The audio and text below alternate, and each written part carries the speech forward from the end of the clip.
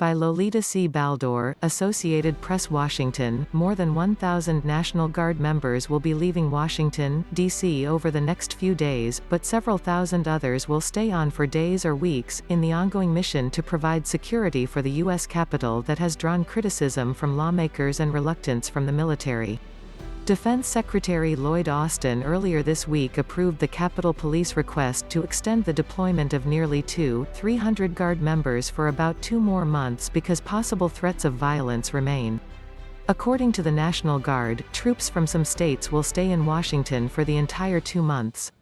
Others will return home but will be replaced by service members from the same state. But some states, such as Michigan, will no longer participate in the mission.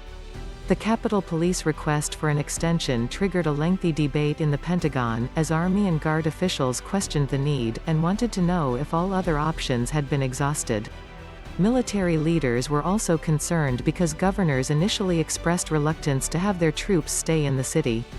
Democratic Governor Gretchen Whitmer made it clear that she did not have any intention of agreeing to an extension of this deployment. Some of the roughly 1,000 Michigan troops that have been in Washington have gone home, and others are leaving this weekend. Darla Torres, spokeswoman for the National Guard Bureau, said that 11 states have agreed to provide troops for the 2-month mission, including 3, New Jersey, Washington and Wisconsin, that don't currently have Guard forces in the city. The other 8, Delaware, Hawaii, Illinois, Indiana, Kentucky, Massachusetts, Missouri and Ohio, have forces already on Capitol Hill and have agreed to continue. Troops from the District of Columbia Guard will continue in the security mission. As of Friday, there were about 300 Guard troops in the city. Military officials are scrambling to juggle the logistical challenge of getting several thousand home over the next 2 weeks, while others flow in. The continued deployment drew some criticism from Capitol Hill, where lawmakers expressed frustration at tall black fencing around the building and the troops on the streets, comparing it all to a walled city.